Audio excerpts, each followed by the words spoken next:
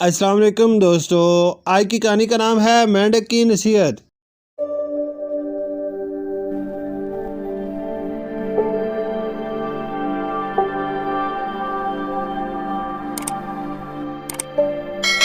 ایک دریا میں مینڈکوں کا ایک خاندان رہتا تھا۔ وہ بہت مزے سے اپنے دن گزار رہے تھے۔ اس دریا پر دو بیل روزانہ پانی پینے آتے۔ ایک دن مینڈکوں نے دیکھا کہ صرف ایک بیل پانی پینے آیا ہے۔ بزرگ مینڈک نے اس بیل سے پوچھا، میاں بیل تمہارا ساتھی آج تمہارے ساتھ پانی پینے کیوں نہیں آیا؟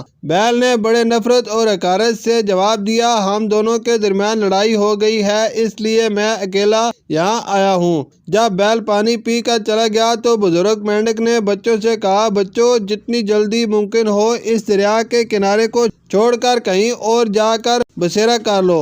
بچوں نے وجہ پوچھی تو بزرگ مینڈک نے کہا، جہاں نا اتفاق اور دشمنی جنم لے وہاں رہنا خطرے سے خالی نہیں۔ ایک نوجوان مینڈک اکڑ کر کہنے لگا، تم جانا چاہتے ہو تو خوشی سے جاؤ، میں تو یہیں رہوں گا، بھلا بیلوں کی دشمنی کا ہم سے کیا تعلق؟ بزرگ مینڈک اپنے خاندان کو لے کر دریا کے دوسرے کنارے پر چلا گیا اور ناسمجھ مینڈک وہیں رہ گیا۔